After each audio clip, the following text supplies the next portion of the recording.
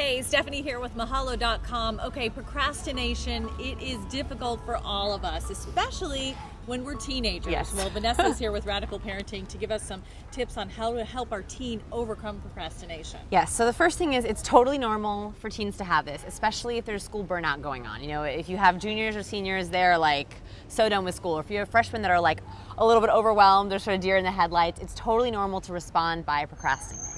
There's some very easy things that parents can do to help this. The first thing is to get very clear on your expectations for your child and to get clear on your child's expectations for themselves. For example, very often I'll be talking to families and the teenagers will say, well, I'd be okay with, B's and C's. And the parents will say, well, I'm only okay with A's and B's or high B's. So to get very clear on the expectations, because sometimes what you think is procrastination, your child thinks is fine. Also the amount of time that you expect your child to be working on homework. So do you expect them to be working every day? Do you expect them to be working all day on Sunday? Do you expect them to work on Friday afternoons?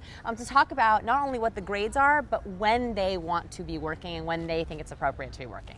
How do you gauge their personality type versus what's normal? I mean, not every child is an A-type perfectionist overachiever. Yes, that's right. So there's the unicorn students. I call them unicorns because they tend to be sort of very anxious. They like to be perfect, and if they're a unicorn and balloon factory, they really feel like they're the cause of their own demise.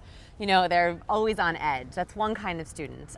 Their procrastination actually usually isn't as much of an issue because they're so anxious about what they want to do and how well they want to do. Parents don't need to, they're like, relax a little bit more. The other kind of student, they also can be called slackers, but I don't really like that term. I call them turtles. They only come out of their shell when they want to, maybe a little slower than the average student. They just have a different academic pace than their either siblings, oftentimes siblings are opposite, or than their other friends. So to talk to your kid about, okay, how do you work best? What's your best working style? I know that you've been procrastinating on this big homework assignment or this big project. What exactly is making you not want to work? A lot of the times it's they don't have a starting point. And if parents help them and say, okay, here's where you should start, that will help them. Also teach them goal setting. So a great way to combat procrastination is to teach them how to break big projects into small chunks. That way, teenagers don't see it as a huge, overwhelming piece of work. They can break it down. Right, makes sense. And good advice, too. Thank you very much. Not only for our teenagers, but for adults, too. Yes, you can always break down projects. Yes.